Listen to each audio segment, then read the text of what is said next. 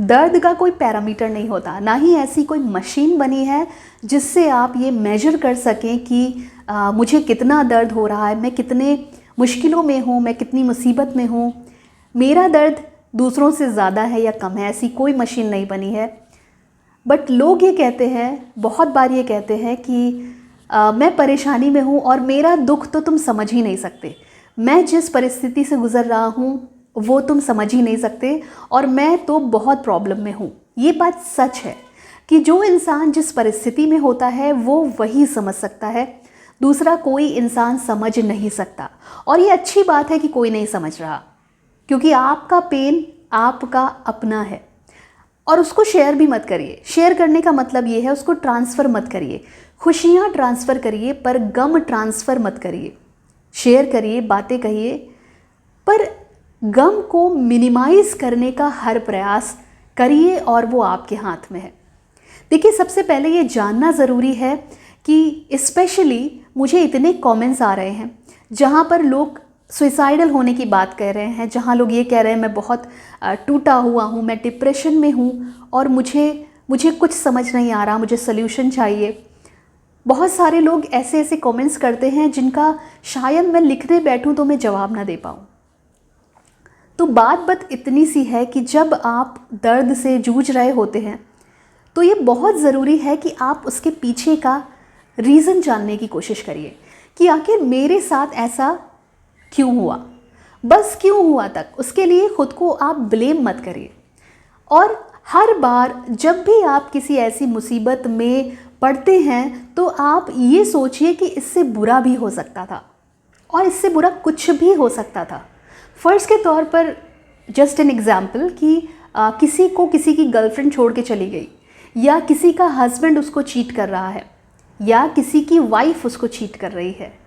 ये एक ऐसी स्थिति है जो झेल रहा होता है वही समझ सकता है, जो इस दर्द से जूझ रहा होता है वही समझ सकता है। लेकिन देखिए, कुछ परिस्थितियाँ ऐसी होती हैं जिनका सल्यूशन नहीं होता, क्योंकि छोड़ देने से सल्यूशन हो जाएगा क्या? किसी इंसान को आप छोड़ देंगे तो क्या सल्यूशन हो जाएगा? कई बार छोड़ देने से सल्यूशन हो जाता है, जब किसी का चले जाना उचित होता है तो हो जाता है। बट कुछ ऐसी स्थितियां होती हैं जहां पर आप उस इंसान को नहीं छोड़ सकते, या फिर वो इंसान अगर वहां से चला गया तो शायद चीज़ें बिगड़ जाएंगी। जैसे कि अगर आपके बच्चे हैं तो सिर्फ बच्चों की खातिर आपको साथ में रहना चाहिए। अब जब आप ये जानते हैं कि आपका पार्टनर चीटर है, वो आपको चीट कर रहा है, तो ऐसी स्थिति में बहुत मुश्किल होता है उस इंसान को सामने देख पाना। वो आपके सामने आएगा, वो बात भी करेगा, वो आपसे फाइनेंशियल हेल्प भी मांगेगा। ये एक ऐसी इरिटेटिंग पोजीशन है, सिचुएशन है जो बहुत ही मुश्किल है, फेस कर पाना बहुत ही ज़्यादा मुश्किल है। बट आप ये सोचिए कि आपका पार्टनर आपको चीट कर रहा है और दूसरी तरफ ये हो सकता है कि आपके साथ कोई हादसा हुआ और आपका कोई एक बॉडी पार्ट ख़राब हो गया, किसी के बॉडी पार्ट में कोई ट्रेजेडी की वजह से कोई प्रॉब्लम आ गई, मतलब उसका हाथ हिल नहीं रहा है, पैर हिल नहीं रहा है। अब आप ये कंपेयर करिए कि आपके बॉयफ्रेंड की चीटिंग, आपकी वाइफ की चीटिंग, या वो स्थिति जहाँ पर आप बेड पर हैं और आप हिल तक नहीं पा रहे हैं और वो चीज़ बरकरार है, मतलब आपका जो पार्टनर है वो आपको चीट भी कर रहा है और आप बेड पर भी हैं। ये स्थिति से अच्छा है कि वो स्थिति जहाँ पर आप बिल्कुल सही सलामत हैं, अगला कुछ भी कर रहा है बट एटलीस्ट आप हैं और अपने बच्चों के लिए वहाँ पर हैं। तो जब भी कोई ऐसी प्रॉब्लम आती है तो आपको हमेशा ये सोचना चाहिए कि इससे भी बदतर कुछ हो सकता था। और कॉमन सी बात है, अगर ऐसी सिचुएशन में जहाँ पर कोई आपको चीट कर रहा है और आप उसके साथ हैं, तो ना आप अपनी मर्ज़ी से उसके साथ हैं और ना ही वो इंसान अपनी मर्ज़ी से और आपकी खुशी के लिए वहाँ पर है। वो आपके साथ नहीं रहना चाहता और आप भी उसके साथ नहीं रहना चाहते, बट कुछ कंडीशंस ऐसी होती हैं जहाँ पर रहना पड़ता है। ऐसी रेयर कंडीशंस होती हैं। अब ऐसी कंडीशन में, जैसा कि मैंने आपको कई बार कहा है कि सिर्फ दिमाग का खेल है, सिर्फ दिल का खेल है। हम किसी को दिल में बैठा लेते हैं, सर पे बैठा लेते हैं तो हम पर छाया रहता है। उसी से हम प्यार भी करते हैं और उसी से हम नफ़रत भी करते हैं। प्यार करते हैं अगर वो हमारे दिल में है, और नफ़रत भी उसी से करते हैं जो हमारे दिल में है, क्योंकि उससे हमने उम्मीद बांध रखी है और वो उम्मीद उसने हमारी पूरी नहीं की, वो हमारी उम्मीद के बिल्कुल विपरीत निकला, बिल्कुल ऑपोजिट जा कर के निकला। तो इसलिए ज़रूरी है कि ऐसी परिस्थिति में सबसे पहले उस इंसान को आपको अपने दिल में जगह नहीं देनी है, अपने दिमाग में जगह नहीं देनी है, तभी आप ये इतना जो डिफ़िकल्ट डिसीजन है ये आप ले पाएंगे। तो ये एक कमेंट का जवाब ही है जो मैं इस समय कह रही हूँ। जब आप दर्द में हैं, जब आपको ये सब कुछ फील हो रहा है कि मैं सबसे बड़ी मुसीबत में हूँ, आप हॉस्पिटल में जाइए और वहाँ पर दर्द देखिए कि जो इंसान पैरालाइज हो गया, जिसको एक ऐसी बीमारी हो गई कि वो हिल तक नहीं पा रहा, हाथ पैर उसके काम नहीं कर रहे, उसका शरीर बिल्कुल लाचार है।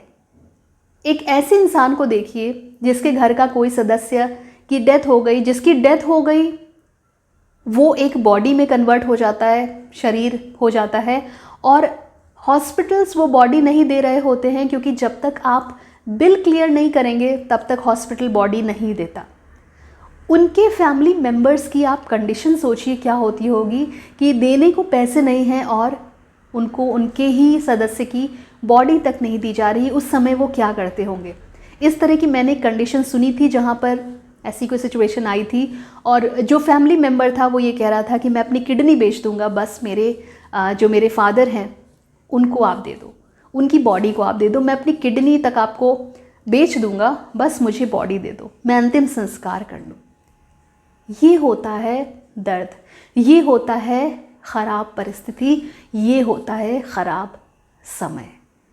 तो कभी ना भूलिए कि जब आप किसी सिचुएशन से, दर्द से गुज़र रहे हैं, उससे भी बदतर कुछ हो सकता था जो आपके साथ नहीं हुआ, तो हाथ जोड़िए भगवान को, ईश्वर को, अल्लाह को थैंक्स कहिए कि आप अभी भी बेटर पोजीशन में हैं, आपके पास अभी भी बहुत कुछ है और आप अभी भी बहुत खुश हैं। भले आपको लगता है आपका दुख बड़ा है, बट आप अभी भी बहुत बेटर पोजीशन और बहुत खुश हैं। तो जब भी दर्द आपका आप पर हावी होने लगे, उसको हावी ना होने दें, बल्कि एक रीज़न दें उसको मिनिमाइज़ करने के लिए। और दर्द को जब मिनिमाइज़ करना हो तो उससे बड़ा दर्द आप अपने जहन में ले आएँ और हर बार यही कहें कि मेरा दर्द इस दर्द के सामने तो कुछ भी नहीं है। And thanks to the Almighty that everything is happening good, everything is happening better and everything will happen better with me। इस होप के साथ अगर आप किसी भी परिस्थिति में हैं, अगर आप किसी भी सिचुएशन में हैं, आप यकीन मानिए अगर ये एक होप आपके साथ है, आप कांटों में भी रहना सीख जाएंगे। सिचुएशन तो आती जाती रहती हैं, फिर क्या बात है। तो बस इसी होप के साथ कि आप दर्द से डील करना सीख जाएं, दर्द को सहना सीख जाएं जब उसको अवॉइड नहीं किया जा सकता, और उसी दर्द को अपना एक ऐसा साथी बना लें कि आप खुश रहना भी सीख जाएं। तो मेरी ये उम्मीद है कि जहाँ पर दर्द अनअवॉइडेबल हो जाता है वहाँ पर उसको साथ रख के उसमें जीना सीख जाना ही ज़िंदगी है। तो आज के लिए इतना ही। Bye bye, take care, bye for now.